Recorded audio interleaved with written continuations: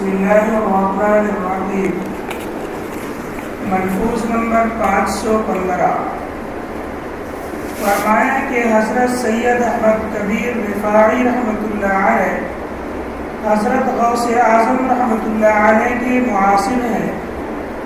آپ کے ایک مرید نے دریافت کیا کہ حضرت آپ کا کون سا مقام ہے، کیا آپ غوث ہیں؟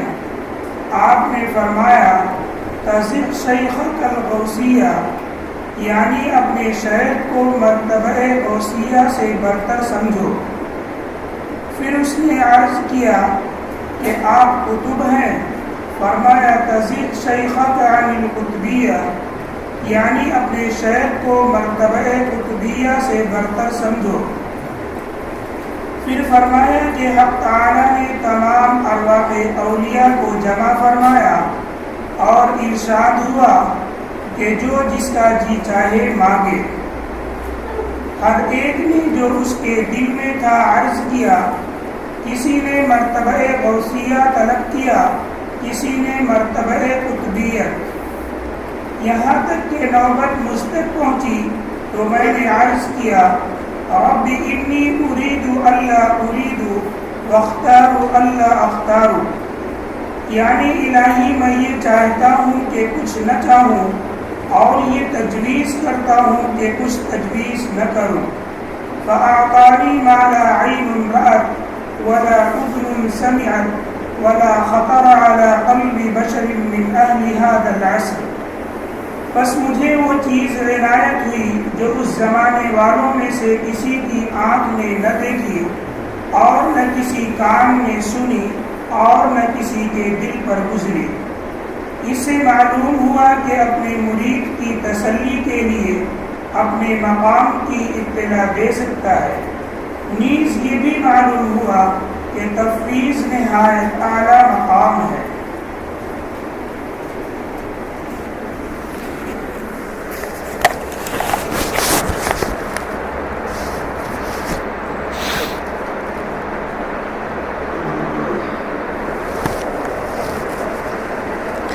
السلام علیکم ورحمۃ اللہ وبرکاتہ۔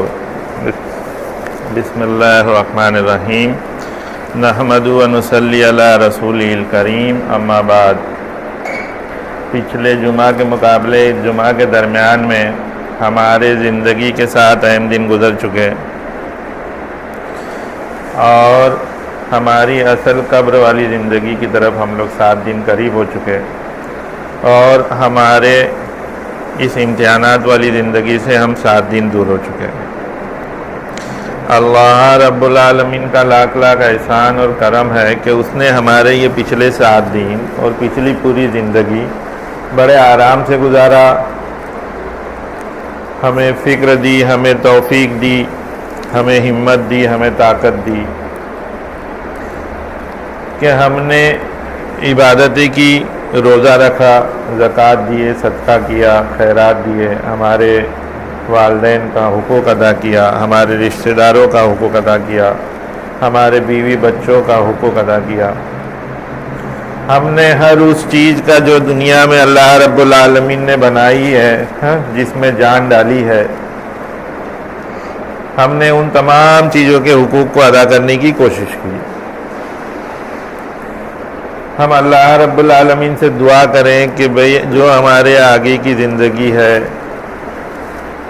اور جو اگلے 7 دن ہے اور پوری زندگی، اس کے اندر جو ہم سے کوتاہیاں یہ پچھلی زندگی میں ہو گئی، ان کوتاہیوں سے ہمیں دور کریں، ہماری عبادتوں کے اندر اور پختگی پیدا کریں، ہماری ایمان کے اندر اور مضبوطی پیدا کریں۔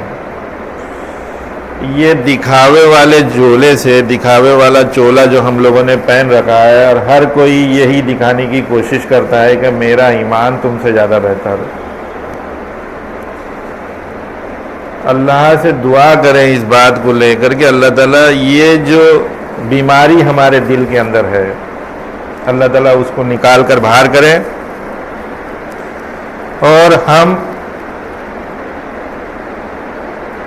اپنے آپ کو دوسرے مومن سے کم سمجھیں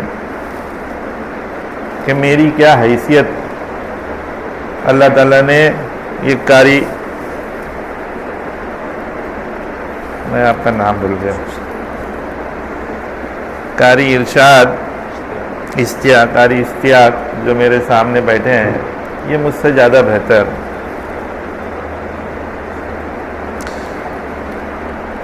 یہ تو جو موقع ہے تقریر دینے کا، اس موقع کے اعتبار سے میں سیٹ پر بیٹھا اور یہ میرے نیچے بیٹھے ہیں، اس سے ان کا درجہ کوئی کم نہیں ہوتا، نہ میں ان سے بڑا ہوتا ہوں۔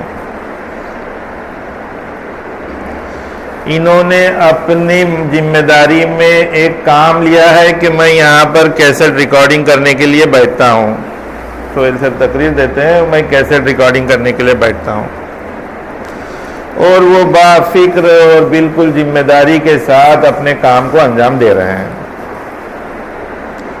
سہیل سر کسی وقت ہوتا ہے تقریر دیتے ہیں، نہیں دیتے ہیں، لیکن جب بھی یہ موجود ہے سہیل سر کے پاس جو ہے، سہیل سر تقریر دینے کو بیٹھتے ہیں تو یہ اپنے کام کو بالکل پابندی سے کرتے ہیں، اس فکر سے کر رہے ہیں کہ اللہ تعالیٰ میرے کو اس کا بہترین اجر عطا فرمائے گا۔ کوئی سہیل سر کے پاس جو ہے یہ اپنی کوئی سفارش نہیں کر رہے ہیں، نہ سہیل سر سے کچھ بہت بڑا منافع کما رہے ہیں، یا سہیل سر ان کے اوپر کوئی بہت بڑی شفقت کر رہے ہیں، کوئی نہیں۔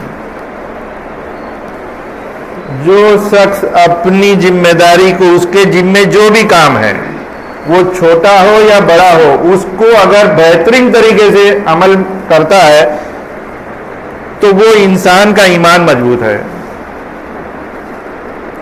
تو میں اللہ تعالیٰ ہم کو اس کی توفیق دے کہ ہمارا ایمان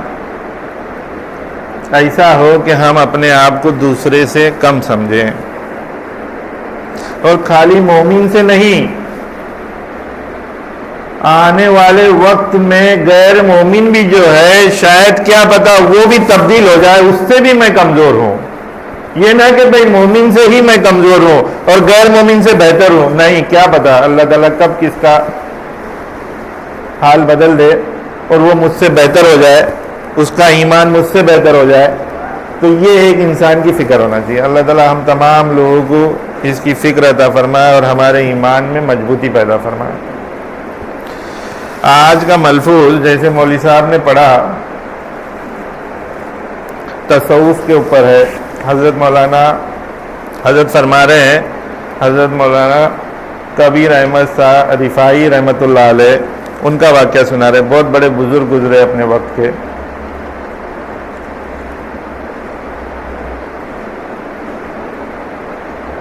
حضرت فرما رہے ہیں کہ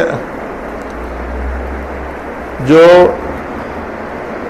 حضرت عبد القادر جیلانی رحمۃ اللہ علیہ کے معاصر بھی ہے، ان کے خالہ جات بھائی بھی ہے، اس دور میں ہی، اسی وقت میں جب حضرت جس وقت میں حیات تھے اسی وقت میں یہ بھی حیات تھے۔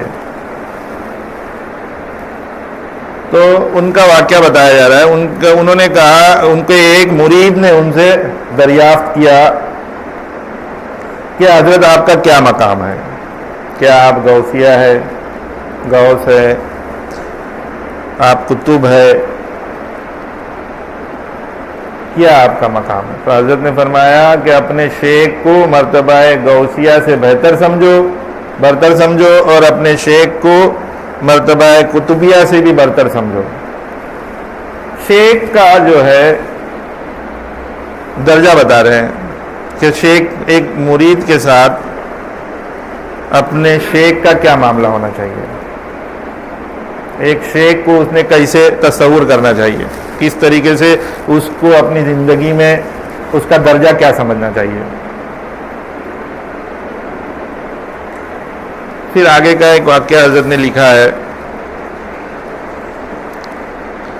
کہ پھر اس کے آگے اپنی تعریف میں، اپنی تعارف میں حضرت کبیر احمد رفاعی رحمۃ اللہ علیہ وہ فرما رہے ہیں کہ ارواح اولیاء میں اللہ رب العالمین نے تمام ارواح اولیاء کو جمع کیا اور ان سے پوچھا کہ کیا مانگتے ہو مانگو۔ تو حضرت آگے لکھ رہے کسی اولیاء نے غوث مانگا اپنے آپ کو، کسی نے قطب مانگا اپنے لیے، اور یہاں تک کہ حضرت کہہ رہے ہیں کہ میری نوبت آ گئی، میری باری آ گئی. تو میں نے اللہ رب العالمین سے کہا کہ اللہ تعالیٰ میں یہ مانگتا ہوں کہ میں کچھ نہ مانگوں، اور میں یہ تجوید کرتا ہوں کہ میں کچھ بھی تجوید نہ کروں. اور پھر فرماتے ہیں کہ مجھ کو وہ ملا جو میرے وقت میں، اس وقت میں کسی کے آنکھوں نے نہ دیکھا، کسی کے کانوں نے نہ سنا، اور نہ کسی کے دل پر یہ گزری. میری اپنی شخصیت کے بارے میں بیان کر رہے ہیں کہ بھئی اللہ تعالیٰ نے مجھ کو یہ نوازا.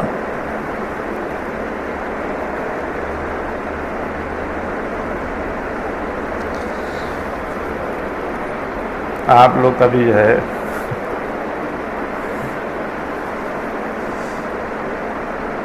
حضرت نے جو یہ کہا اپنی شخصیت کے بارے میں، اس کا تعارف جو ہے آپ لوگ جو ہے حضرت مفتی عبداللہ صاحب پھولپوری سے کبھی سن لیں گے.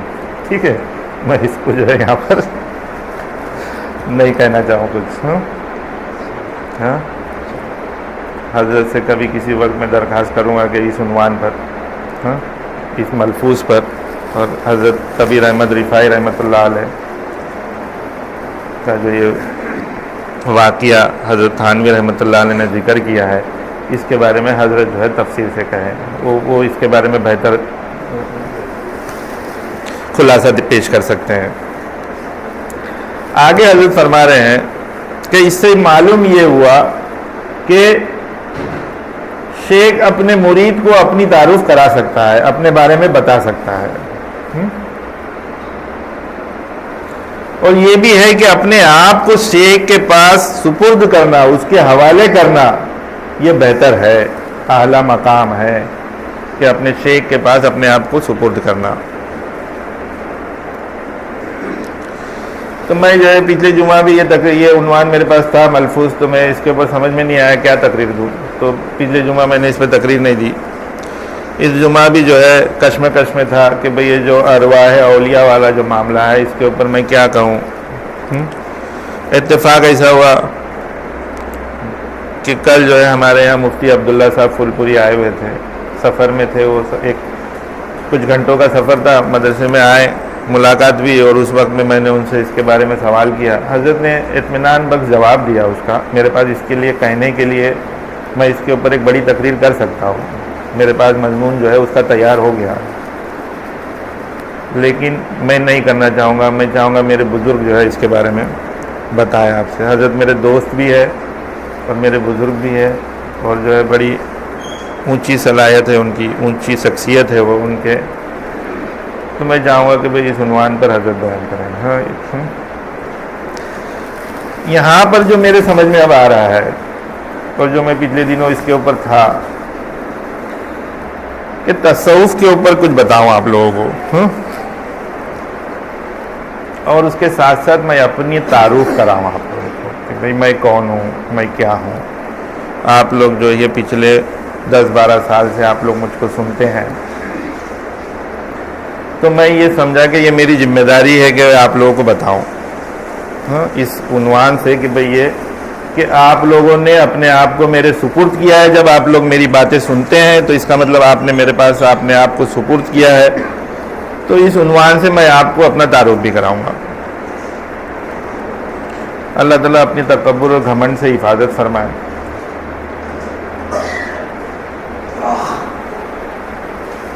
یہاں پر جو ملفوظ پڑھا جاتا ہے، حضرت مولانا اشرف علی تھانوی رحمۃ اللہ علیہ،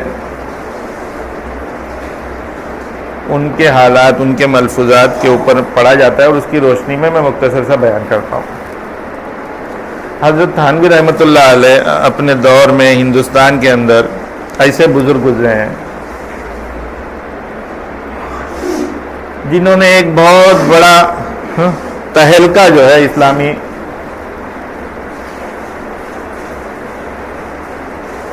کے اندر، اسلامی معاملات کے اندر جو ہے ایک بہت بڑا تہلکہ لایا. انہوں نے اپنے معلومات سے، اپنی محنت سے، اپنی اللہ تعالیٰ نے جو ان کو علم نوازا تھا، جو ان کے اندر جو صلاحیت تھی، اس سے ایک مسلمانوں کو ایک بہت بڑا فائدہ پہنچایا ہے. بعض جو ان کے وقت کے جو بزرگ تھے، انہوں نے کہا کہ بھئی میں نے ایسے بزرگ کو نہیں دیکھا جو پچھلے ایسے وقت میں جو گزرے ہیں اتنی تحقیقات اور اتنی معلومات کے ساتھ. حضرت نے قرآن کو یاد کیا، قرآن کو یاد ہی نہیں کیا، ہر حرف کے مطلب کو بھی سمجھا اور اس کو اپنی زندگی میں اتارا اور لوگوں تک اس کو پہنچانے کی بھی کوشش کی. ہر حروف کی، ہر قرآن کی آیت کی، اس کی بہتری کو، اس کی کیا اس سے فائدہ ہے، ہر چیز کو، اس کے مقام کو سمجھا حضرت نے، اور حضرت نے اس کے اوپر بھی بیان کیا اور اس کے اوپر معلومات دی. ہندوستان میں جو شیخ ابھی فی الوقت جو آج کے دور میں جو شیخ کا جو سلسلہ چل رہا ہے، پیر مریدی کا جو سلسلہ چل رہا ہے، تصوف کا جو سلسلہ چل رہا ہے، یہ حضرت کے یہاں سے جو ہے پختگی پکڑا اس نے. یہ تو بہت زمانے سے چل رہا ہے، اس کا سلسلہ تو حضور صلی اللہ علیہ وسلم کے دور سے چلا ہوا ہے. لیکن آج فی الوقت جو سلسلہ جو قائم چل رہا ہے، یہ حضرت تھانوی رحمۃ اللہ علیہ سے پیر مریدی کا سلسلہ جو ہندوستان میں چل رہا ہے، اس سے پختگی اس کو پکڑی ہے اور یہ کام عام ہوا ہے. حضرت تھانوی رحمۃ اللہ علیہ، ان کے والد صاحب بڑے امیر تھے، زمین جائیداد تھی ان کے پاس، اور بڑے نیک تھے. قرآن حافظ نہیں تھے، مطالعے میں آتا ہے کہ قرآن حافظ نہیں تھے، لیکن قرآن کا پڑھنا بہت بہتر تھا، اچھا انداز سے قرآن کو پڑھتے تھے. یہاں تک کہ بھی بعض وقت میں آتا ہے کہ بھئی امام کے قرآن کو بھی صحیح کراتے تھے وہ. ان کا خاندان جو ہے، ان کے اندر بزرگوں کا سلسلہ تھا. حضرت کے کم عمر میں ہی ان کی والدہ کا انتقال ہو گیا.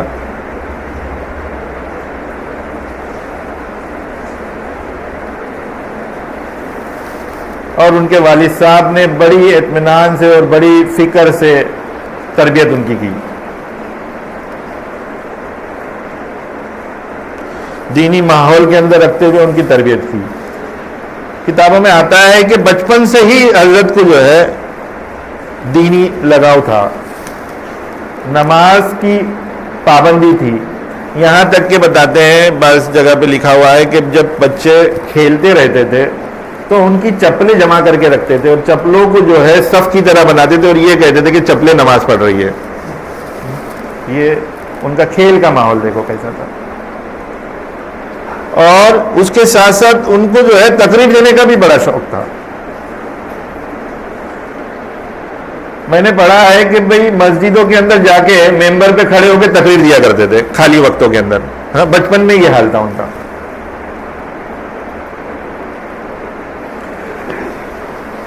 تو قریباً جو ہے بچپن میں ہی ان کو حفظ کرا دیا گیا، مدرسے میں بھیج دیا گیا. پھر وہاں سے فارغ ہوئے. استادوں کے بہترین جو ہے قریبی شاگرد تھے، بہت چاہنے والے شاگرد تھے، بڑی صلاحیت تھی. دوران علم ہی، جو دوران تعلیم ہی، انہوں نے کتابوں کا لکھنا بھی سلسلہ قائم کیا.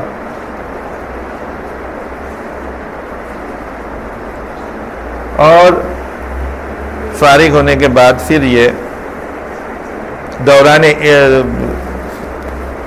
تعلیمی جو ہے تصوف کے بارے میں ان کو بڑا لگاؤ ہوا. انہوں نے اپنے استاد حضرت مولانا گنگوئی رحمۃ اللہ علیہ سے فرمایا کہ بھئی مجھ کو آپ بیعت کر لو.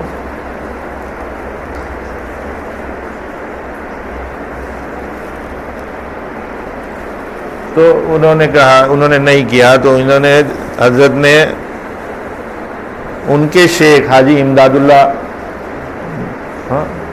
مکی رحمۃ اللہ علیہ کو لکھا کہ آپ کہیں کہ بھئی حضرت گنگوئی جو ہے مجھ کو بیعت کر لیں.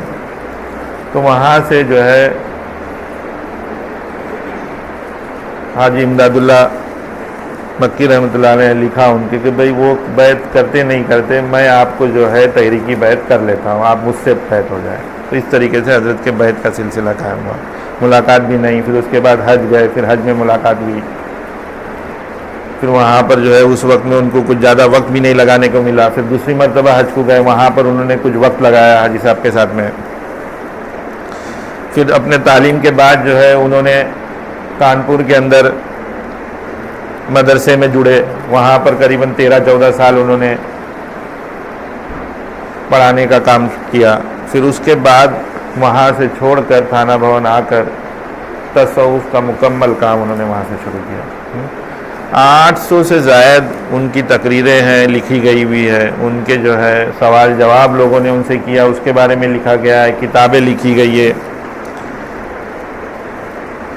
اور کسی بھی کتاب اور کسی بھی چیزوں سے انہوں نے جو ہے اپنا معاش کا ذریعہ نہیں کہا کہ یہ کتاب کو شائع کر دو, اس کی رائلٹی میرے پاس آ جائے. نہیں, سب مفت کر دیا لوگوں کے لیے کہ آپ چھاپو اور آپ بانٹو اس کو. لوگوں کے فیض کے لیے اس کا کام کیا.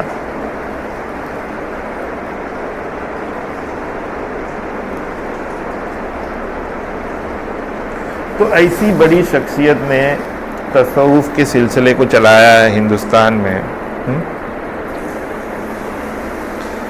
اور ان کے مرید بھی بڑے پکے رہے. وقت کے بڑے بڑے استاد بزرگ ان کے ساتھ بیعت رہے. پھر ان کے خلافت کا بھی سلسلہ چلا. حضرت کے قریباً 30 سے 32 خلیفہ حضرت نے بنائے.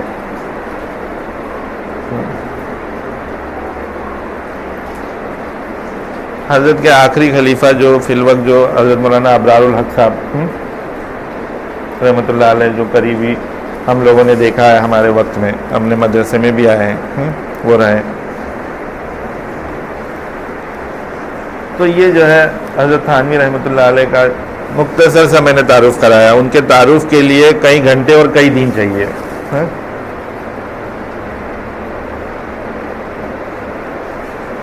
تو یہ مختصر سے آپ لوگوں کو میں نے ان کا تعارف کرایا ہے کہ بھئی کن کی کتاب یہاں پڑھی جاتی ہے, کن کے ملفوظات پڑھے جاتے ہیں, اور میں کن کے ملفوظات کی روشنی میں بیان کرتا ہوں. نفس کے بہترین ڈاکٹر گزرے حضرت, نفس کے بہترین ڈاکٹر حضرت ہیں. آپ لوگ اگر آج بھی ملفوظ کے اوپر, جس کے اوپر میں بیان کرتا ہوں, جو ملفوظ پڑھا جاتا ہے, آج کے دور میں بھی ایسا لگتا ہے میرے نفس کے بارے میں کہہ رہے ہیں حضرت. میں سوال کر رہا ہوں اور حضرت اس کا جواب دے رہے ہیں. بالکل یہ حالت ہے.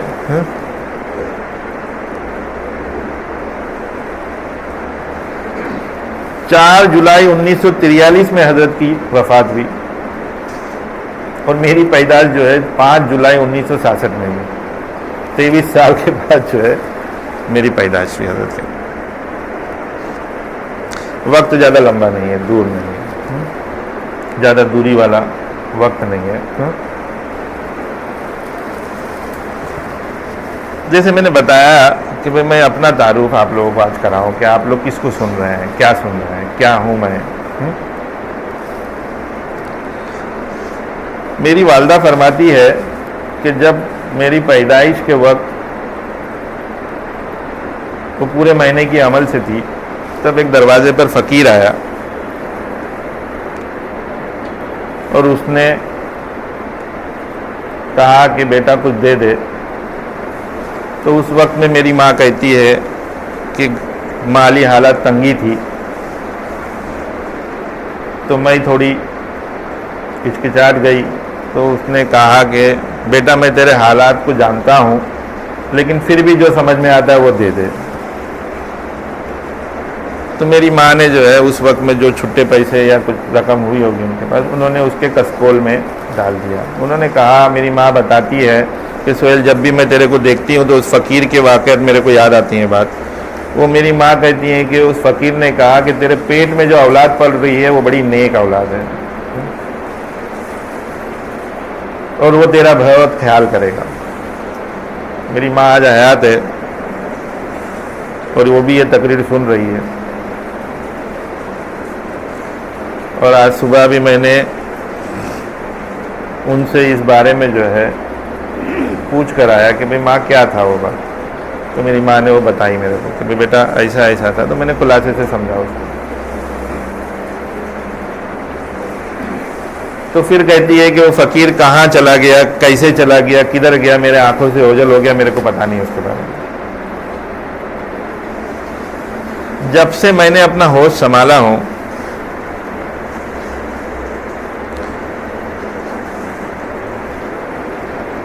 میرے سوچ کے اندر ہر ایک کے بارے میں اچھائیاں ہی سوچتا رہا. میں کبھی کسی کے بارے میں غلط نہیں سوچا. میرے دل میں کسی کے لیے جلدی نفرت نہیں آئی. بچپن سے ہی میرا یہ معمول رہا کہ میں نے بہت شرارتی تھا.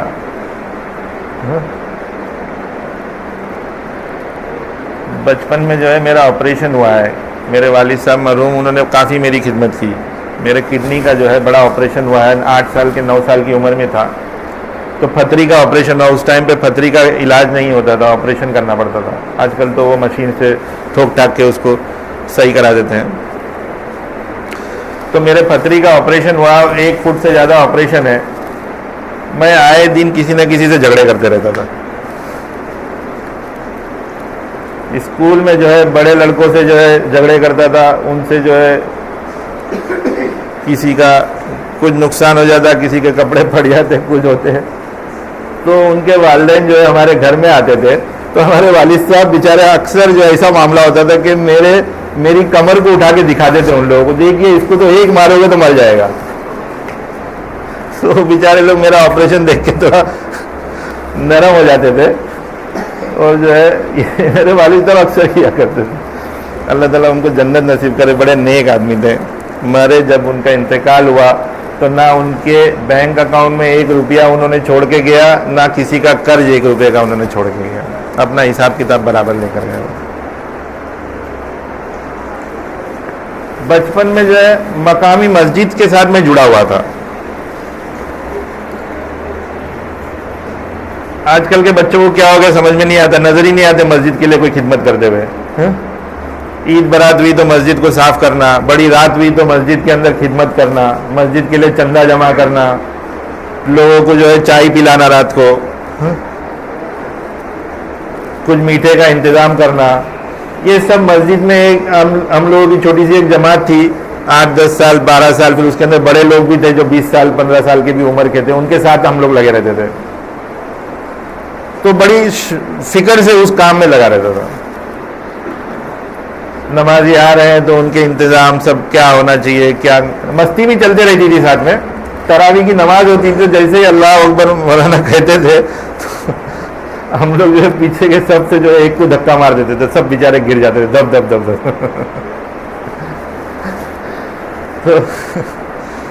تو شرارت بھی ویسی تھی. ہاں لیکن مسجد سے جڑا ہوا تھا, مسجد سے لگاؤ تھی, محبت تھی. آج کل بھی یہ بھی نہیں نظر آتا ہے میرے کو. ہم لوگ کے ٹائم پہ جو ہے عید کی نماز میں ہم لوگ جو ہے رومال لے کر گھومتے تھے.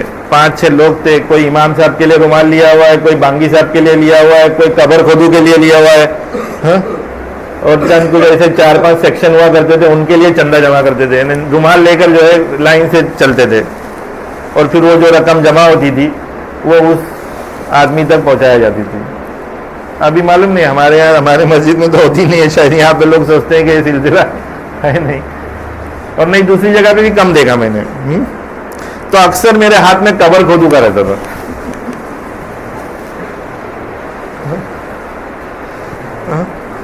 کہ وہ بیچارہ بڑا غریب ہے اور قبر کھودتا ہے, تو وہ اکثر وہ ہاتھ میں رہتا تھا. ہمارے یہاں سے قبرستان بڑا دور تھا جہاں پر ہم لوگ رہتے تھے. تو وہاں سے قبرستان سمجھیے یہاں سے بڑا قبرستان اتنا دور ہوگا. تو اکثر اس قبرستان کے جب کوئی مرتا تھا تو تقسیم میں ضرور میں شرکت کرتا تھا. قبرستان میں ہم لوگ کا جانا آنا بالکل رہا کرتا تھا. تو بچپنے میں جو ہے اس طریقے سے کوئی خرافات نہیں رہی, مستی رہی, لیکن ہمیشہ جو ہے لوگوں کے لیے اچھا, دوستوں کے لیے اچھا یہ سوچتا رہا. جیسے جوانی کی طرف آیا, کم عمر میں ہی اللہ تعالیٰ نے فکر دی. گھر کے حالات ٹھیک نہیں تھے تو کم عمر میں اللہ تعالیٰ نے فکر دی کہ مالی مدد پہنچایا جائے. حالانکہ میں جو ہے پڑھنے میں اچھا تھا, SSC میں میرے کو اچھے پرسنٹیج آئے تھے. اس کے بعد میرے کو سابو صدیق یہاں پہ جو انجینئرنگ کالج ہے اس میں ڈپلوما ان سول انجینئرنگ کا ایڈمیشن ملا تھا. اس وقت میں بھی بہت بڑی بات تھی اور آج بھی بڑی بات ہے کہ انجینئرنگ میں ایڈمیشن مل جانا. لیکن جب انجینئرنگ کرنے گیا تو دیکھا کہ بھئی خرچ بھی ہے وہاں پہ اور حالات ایسے ہے کہ بھئی اس کو جب کرنے جاؤں گا تو ڈپلوما کرنے کے لیے 3-4 سال چلا جائے گا, اس کے بعد ڈگری کروں گا, ڈپلوما کر کے فورمین بن کے رہ جاؤں گا, کوئی فائدہ نہیں. ڈگری کروں گا, ڈگری کے اندر جاؤں گا تو 7-8 سال کا جو ہے 9 سال کا, پھر اس کے بعد کوئی نوکری کرنی پڑے گی, 10 سال 12 سال اسی میں نکل جائے گا.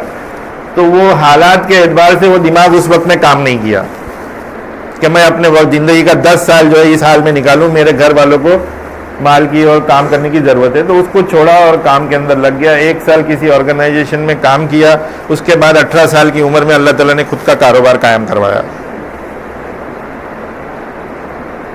کم عمر کے ہی اندر اللہ تعالیٰ نے بہت مال سے نوازا,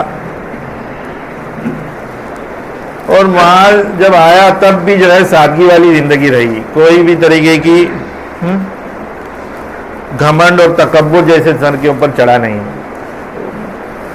جب جب مال رہا, جب سے آج تاریخ تک میں کہتا ہوں آپ کو, جب بھی کوئی رشتہ دار کی تکلیف ہوئی اس کو مدد کیا, گھر کے اندر مالی ضرورت رہی ادھر پہنچاتا رہا مال, کسی غریب کو کوئی تکلیف ہوئی اس کو مال دیا, دوست کے ہاں کوئی تکلیف ہوئی اس کو مال دیا, مدرسے کے اندر کوئی تعاون کے لیے آیا اس کو دیا, زکوٰۃ خیرات کرتا رہا. ہمارے قاری نعیم صاحب ہے, یہ جانتے ہیں میرے کو, ہمارے کاروباری اعتبار سے ان کی دوستی بنی. اس مسجد میں وہ امام تھے اور وہاں سے جو ہے میرے کو میرے جو دیگر دینی لباس کو اگر کسی نے دیکھا ہے تو انہوں نے ہی دیکھا ہوگا, بغیر داڑھی کے اگر میرے کو دیکھا ہے تو انہوں نے دیکھا ہوگا. اور یہ اپنے بھائی کے مدرسے کے لیے چندے کے لیے آیا کرتے تھے ہمارے پاس, وہاں سے ان کا کام جو ہے شروع ہوا. تو ہر وقت جو ہے مدد کرتا رہا, اپنے مال کو جو ہے خوب لوگوں کے تک پہنچاتا رہا. شادی کسی کی آئی, رشتہ دار یا کسی نے کہا شادی ہے, اس کے مال کو اس کو دیتا رہا. بہت ہی ابھی بھی اطمینان ہوتا ہے, اللہ تعالیٰ نے بہت اطمینان سے وہ وقت بھی گزارا.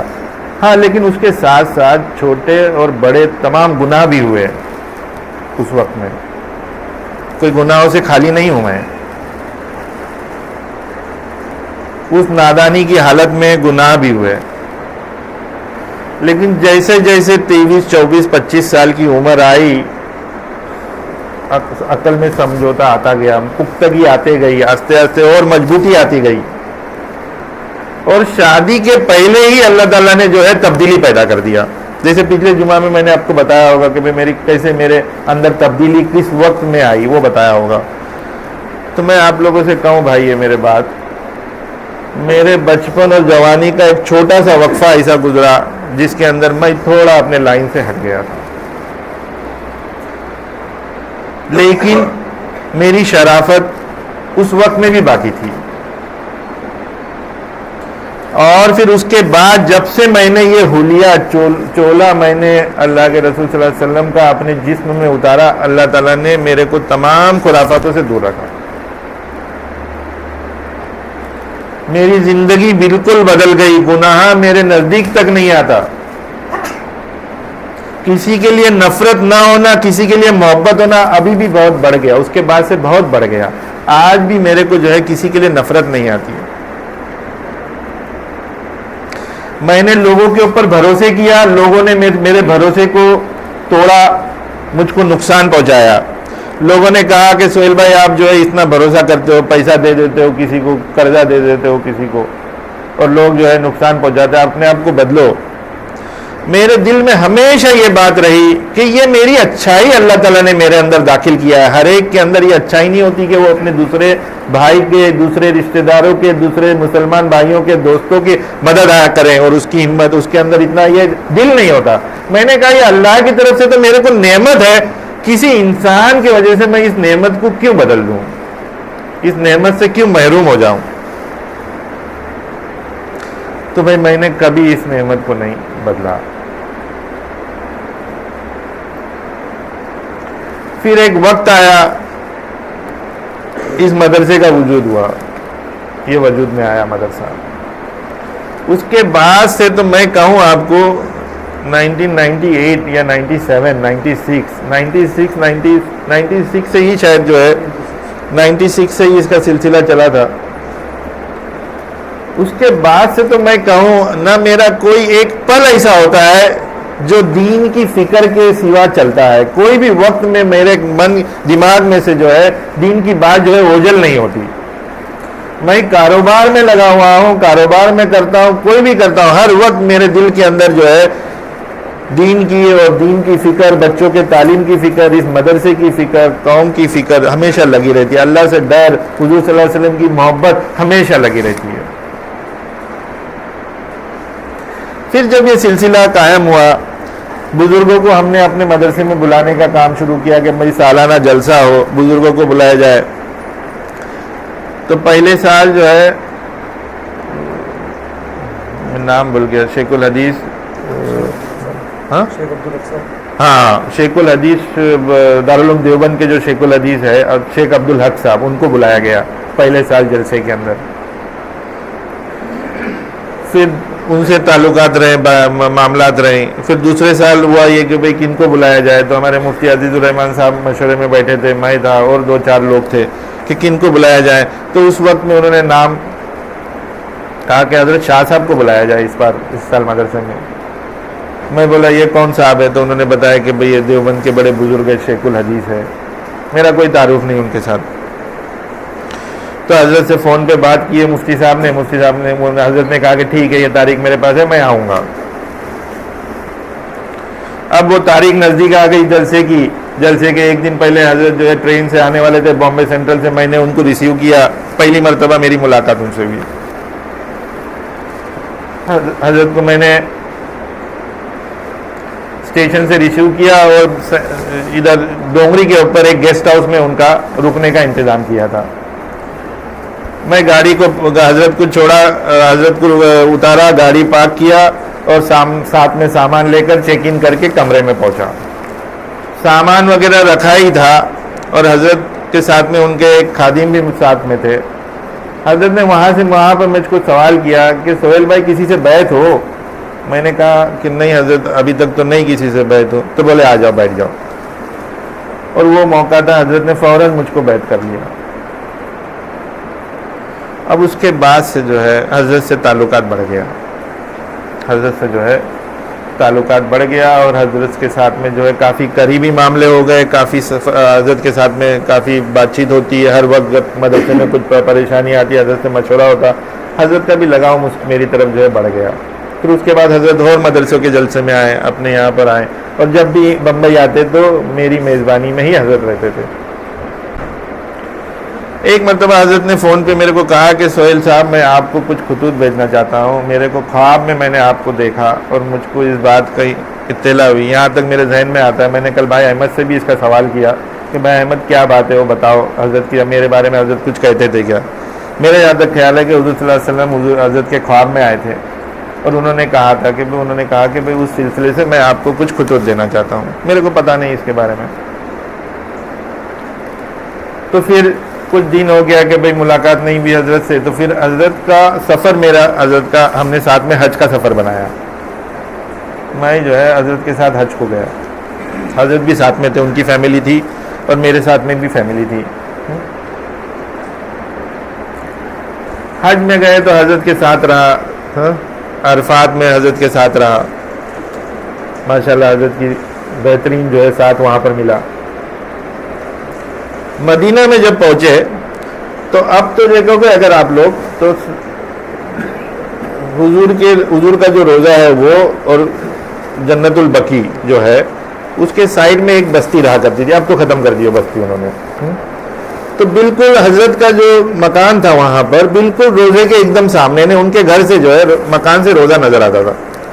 ایک دن صبح کے وقت میں حضرت نے مجھ کو اپنے مکان پہ بلایا اور وہاں پر میرے ہاتھ میں ایک لیٹر دیا. بولے سہیل صاحب یہ لیٹر آپ کے لیے ہے. اب میں نے اس کو رکھ لیا, ورنہ میرے کو تو اردو بھی پڑھنے نہیں آتی تھی. میں نے اپنے بیگ میں لے لیا. واپسی آیا اور جب واپسی آیا تو لیٹر کا خیال آیا تو میں نے اپنی اہلیہ سے اس لیٹر کو پڑھا. تو اس میں حضرت نے جو ہے میرے کو خلافت عطا فرمائی. حضرت کا سلسلہ جو ہے چاروں سلسلے سے حضرت کو بیعت تھی. 4 سے 1 سے حضرت کو بیعت تھی اور 4 سلسلے سے حضرت نے میرے کو خلافت عطا فرمائی. اور اس کے اندر وہاں پر حضرت نے میرے کو ایک فرمایا تھا کہ سہیل صاحب جمعہ کے دن یہ درود شریف والی تسبیح پڑھنا، تسبیح کا معمول کرنا، اور مغرب کے بعد جو ہے اپنے استادوں کو یا کسی کو بٹھا کر مجلس کرنا، اور یہ کہا تھا کہ بھئی کسی عالم کے نگرانی میں دین کی باتیں کرنا۔ یہ چند باتیں جو ہے حضرت نے میرے کو نصیحت فرمائی تھی، جو آج تاریخ تک میں کر رہا ہوں۔ ہمارے یہاں درود شریف کی مجلس چلتی ہے جمعہ کے دن میں، آپ حضرات اس کا بہترین فائدہ اٹھائے، بابرکت والی مجلس ہے۔ اس مجلس سے آپ کے تمام مسئلے مسائل آسان ہو جائیں گے اور ایمان آپ کا پختہ ہوگا۔ آپ لوگ اس میں شرکت کرو جب بھی موقع ملتا ہے، عصر سے لے کے مغرب تک۔ اور پھر جو ہے جیسے جیسے تقریر دینے کا سلسلہ شروع ہوا، پہلے استادوں کے ساتھ مجلس کرتا تھا، ان کے ساتھ بات کرتا تھا۔ اس کتاب کے بارے میں حضرت نے ہی بتایا تھا کہ حضرت تھانوی رحمۃ اللہ علیہ کے ملفوظات پڑھتے رہنا۔ تو تب سے جب بھی میں نے تقریر کا سلسلہ شروع کیا، ایک عالم مولانا اختر ہے، یہ میرے ساتھ رہتے ہیں، میں ان کو ساتھ رکھتا ہوں اور ان کی نگرانی میں یا ان کے ساتھ بیٹھ کر جو ہے میں تقریر دیتا ہوں۔ آج تاریخ تک قریباً میں سمجھتا ہوں 13 سال سے میرے تقریر کا سلسلہ قائم ہے۔ 13 سال کے ساتھ حضرت نے خلافت دی ہے، بزرگیت کا سلسلہ قائم ہوا ہے، اور 9 سے 10 سال ہو گئے کہ میں آپ لوگوں کے بیچ میں بیٹھ کر تقریر دیتا ہوں۔ حضرت کے ملفوظ کے اوپر تقریر دیتا ہوں، اپنی زندگی کے جو حالات ہیں اس کے اوپر آپ کو تقریر دیتا ہوں۔ جب جب حضرت کے ملفوظ پڑھتا ہوں، ایسا احساس ہوتا ہے کہ میرے اندر وہ خوبیاں اور وہ ملفوظ، میں بھی اگر لکھتا کسی کے سوال کے اوپر تو وہی جواب دیتا۔ اس لیے جب مجھ کو اپنی زندگی میں وہ چیز نظر آتی ہے تب جا کر میں آپ لوگوں کے سامنے بہت آسانی سے بیان کر دیتا ہوں۔ اور جتنی تقریریں آپ لوگوں کو دیا ہوں آج تاریخ تک، نفسیاتی بیماری کے اوپر ہی تقریر دیا ہوں، کس طریقے سے آپ نے ایک اچھا انسان بننا چاہیے، کس طریقے سے آپ نے ایک اچھا اسلام مومن بننا چاہیے، کس طریقے سے آپ اپنے مولا کو راضی کرنا چاہیے، کس طریقے سے آپ کے رسول صلی اللہ علیہ وسلم کو جو ہے آپ کی ان کی سنت کو اپنی زندگی میں اتارنا چاہیے، اللہ کے رسول صلی اللہ علیہ وسلم کی سنت کو اپنی زندگی میں اتارنا چاہیے، اسی کے اوپر تقریر دیا۔ نہ مجھ کو تم سے کوئی ضرورت ہے، میں نے کبھی تمہارے مال کی طلب نہیں کی، نہ میں نے کبھی نہ میرے کو کسی نے آ کے کوئی ہدیہ دیا، بہت ہی کم ہوگا کسی نے میرے پاس آ کے کچھ جو ہے مٹھائی دے دی ہوگی، یا کسی نے آ کے میرے کو جو ہے چند جو ہے کھجوریں رکھ دی ہوگی، کوئی بچہ حج کو گیا ہوگا۔ آج تاریخ تک کوئی یہ نہیں کہہ سکتا کہ سہیل سر کے پاس کسی نے مالی ہدیہ پہنچایا، میرے کو نہیں یاد ہے۔ تو نہ میرے کو آپ کے طلب ہے کوئی، نہ اس کی، اللہ تعالیٰ نے میرے کو بہت نوازا ہے، میں نے کوئی ذاتی طلب نہیں رکھا آپ سے، نہ میرا کوئی ذاتی مفاد ہے اس کے اندر، صرف اللہ کے واسطے یہ کام کر رہا ہوں اور اللہ ہی کے لیے جو ہے آپ لوگوں کے سامنے بیٹھ کے تقریر دیتا ہوں۔ اس تقریر کو پیش کرنے کے لیے میرے کو تیاری کرنی پڑتی ہے، ہر ہفتے نیا عنوان ہوتا ہے، نئی نفسیاتی بات ہوتی ہے۔ میری کوئی بھی تقریر جو اگر آپ سن لو گے یا آپ نے پڑھا ہوگا تو کوئی بھی تقریر ایک دوسری تقریر سے جڑتی نہیں ہے، ٹکراتی نہیں ہے، نئی باتیں اس کے اندر ہوتی ہے، تو میرے کو اس کے لیے محنت کرنی پڑتی ہے۔ اور آج تاریخ تک یہ مدرسہ چل رہا ہے، مدرسے کے اندر میری خدمات چل رہی ہے، آئندہ بھی خدمت چلتے رہے گی۔ مجھ کو اس سے نفع یہ ہوا کہ آپ لوگوں کے سامنے جو بیٹھ کے میں بات کرتا ہوں، میرے اندر جو خامیاں رہی میں اس کو بیان بھی کرتا ہوں اور اس عنوان پر بھی بولتا ہوں، اور پھر اس کے بولنے کے بعد میں اپنی خود کی تقریر سنتا بھی ہوں، اور خود کی تقریر جو لکھی گئی ہے وہ پڑھتا اس کو بھی سنتا ہوں، اور ایسا محسوس ہوتا ہے کہ میرے اندر بہت سا نفع ہوا، مجھ کو میرے اندر جو ہے اس کا بڑا فائدہ مجھ کو نظر آیا۔ میں آپ لوگوں کے اندر بھی وہ نفع دیکھتا ہوں۔ بہت سے لوگ یہاں پر آتے ہیں، پرانے لوگ ہیں، بہت سے لوگ آتے ہیں، بہت سے ملنے جلنے والے ہیں، بہت سے لوگ سن کر کہتے ہیں کہ بڑا نفع ہوتا ہے، بڑی اچھی باتیں معلوم ہوتی ہے۔ تو یہ آپ لوگ جس کو سن رہے ہیں اس کی ایک تعارف میں نے آپ لوگوں کے پاس کرایا کہ بھئی کس شخص کو آپ اپنے لیے سن رہے ہیں، اور کبھی کسی بات کے اوپر کوئی تفصیل ہو تو مجھ سے آ کے بات کر لیا کرنا، میں انشاءاللہ کوشش کروں گا کہ بھئی آپ کو صحیح سے اس کا جواب دے پاؤں۔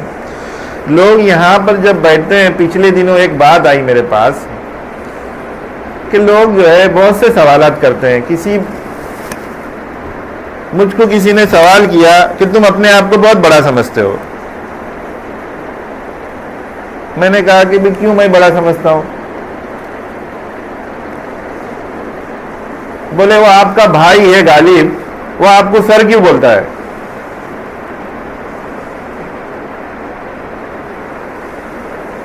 میں نے کہا کہ بھئی میں نے اس سے نہیں کہا کہ اس کو میرے کو سر بولے، وہ اپنی مرضی سے اور احترام سے مجھ کو سر بولتا ہے، اور وہ باوجود میرے بھائی کے بہت اچھا ملازم ہے، وہ اپنے ملازم ہونے کی ذمہ داری کو بہت اچھے سے نبھاتا ہے۔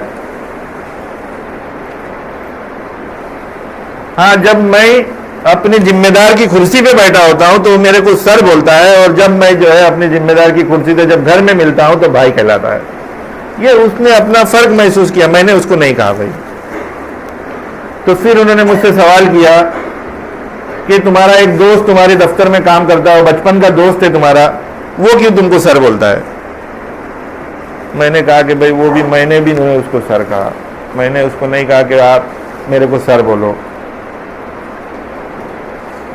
یہاں تک کہ لوگ میرے دفتر میں آ کے کھڑے رہتے ہیں، بیٹھتے نہیں ہیں، وہ بھی میرا بچپن کا دوست ہے، کھڑا رہتا ہے، بیٹھتا نہیں ہے۔ جب تک میں اس کو نہ کہوں کہ بیٹھ جا، بار بار میں کہتا ہوں اس کو کہ بھائی بیٹھ جا، اور نہ میرے بیٹھنے کے بولنے کی ضرورت نہیں ہے تم کو، تم آؤ میرے دفتر میں تو بیٹھ جایا کرو، اس کے باوجود بھی وہ کھڑا رہتا ہے۔ میں بولا وہ اس کا ادب ہے، میں کیوں اس کے ادب کو خراب کروں؟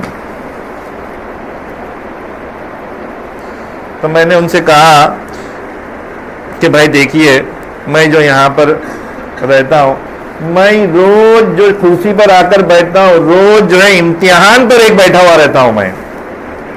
میں سے اگر تھوڑی سی بھی غلطی ہو جائے تو باہر لوگ جو ہے میرے نام سے جو ہے اس غلطیوں کو عام کریں گے۔ میرے یہاں پر جو ماتحت لوگ کام کر رہے ہیں وہ میری عزت کرتے ہیں، وہ لوگ کہیں گے کہ بھی دیکھو کیسے سر ہے۔ میرے ماتحت یا علماء حضرت کام کرنا پسند نہیں کریں گے، اللہ تعالیٰ میرے کو اس کام پہ رکھے گا نہیں۔ تو میں جب بھی اپنی کرسی پر آ کر بیٹھتا ہوں یا جب اپنے آپ کو اس مدرسے میں لاتا ہوں، میں امتحان کے اعتبار سے ادھر سے لے کر یہاں تک پہنچتا ہوں، اور میں امتحان پر بیٹھا ہوتا ہوں۔ میں یہاں آپ لوگوں کے سامنے تقریر دے رہا ہوں تو کوئی میرے پاس اندر کوئی بڑکپن یا گھمنڈ نہیں ہے کہ بھائی میں بیٹھ کر خود تقریر دے رہا ہوں اور آپ لوگ زمین پر بیٹھے ہوئے ہیں۔ تو جو آدمی دین کے لیے کام کرتا ہے تو شیطان ہر جگہ پر اس کے لیے لگا رہتا ہے، بھائی ہر جگہ پر اس کے لیے لگا رہتا ہے۔ آپ لوگ بھی جب دین کا کام کریں گے تو کہیں گے، لوگ کہیں گے کہ بھائی دیکھیے کیوں آپ اپنے آپ کو بڑا بتاتے ہو، آپ کو کیا ضرورت ہے، آپ کو پینٹ شرٹ پہن رہے تو کرتا پاجامہ پہن کر کیوں بتاتے ہو، آپ کے اندر تو یہ خرابی ہے۔ ہاں بھائی ٹھیک ہے، ہمارے اندر خرابی ہوگی، کوئی جو ہے دودھ کا دھلاوا نہیں ہے، خرابیوں سے بھرے ہوئے ہیں، لیکن کوشش یہ کر رہے ہیں کہ اس خرابی کے اندر ہم کچھ اچھائیاں بھی کر رہے ہیں اور اچھائیاں لوگوں کے سامنے ظاہر کر رہے ہیں، تو یہ ہمارے لیے اللہ تعالیٰ قبول فرمائے گا۔ اللہ تعالیٰ ہمارے اعمال کو اچھا کرے، ہمیں اچھی بات اور سچی بات بولنے کی توفیق عطا فرمائے، اور آپ لوگوں کو اچھی اور سچی بات کو سن کر اس کو اپنے زندگی پہ اتارنے کی توفیق عطا فرمائے۔ وآخر دعوانا الحمدللہ رب العالمین۔ میں ایک پیچھے جمعہ بھی اعلان کیا تھا، ہمارے مدرسے کے استاد قاری حبیب صاحب، ان کے اہلیہ کی طبیعت خراب ہے، پچھلے جمعہ بہت زیادہ خراب تھی، اسماعیلیہ ہاسپٹل میں ایڈمٹ ہے۔ تو ان کے ہارٹ کا فنکشن جو ہے وہ کم ہو چکا ہے، معاملہ ڈاما ڈول ہے، تو بیچارے پریشان ہیں اور اپنی اہلیہ کی خدمت میں لگے ہوئے ہیں۔ 2 دن پہلے جب میں دفتر گیا، جب میں ہاسپٹل گیا تو وہاں بتا رہے تھے ان کی اہلیہ بڑی نیک ہے، تو ان کے لیے دعا کریں آپ لوگ کہ اللہ تعالیٰ ان کے لیے جو ہے ان کو شفا عطا فرمائے۔ یہ جمعہ میں بتا رہے ہیں حالات سدھر رہی ہے، بات کرنے کے اندر ان کے سدھار پیدا ہو رہا ہے. اللہ تعالیٰ ان کے ساتھ بہتری کا معاملہ کر رہا ہے.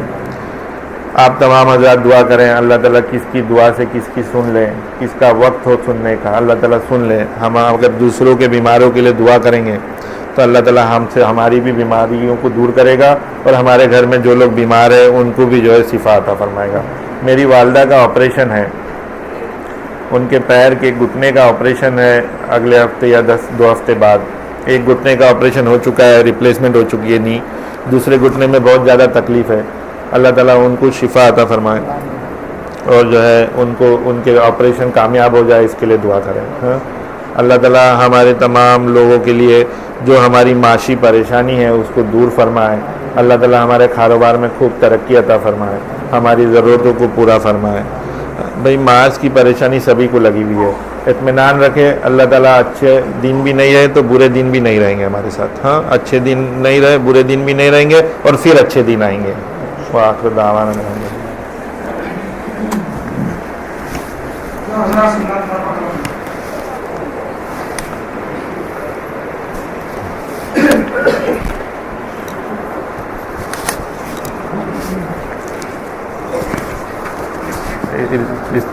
دیکھا اچھا پانی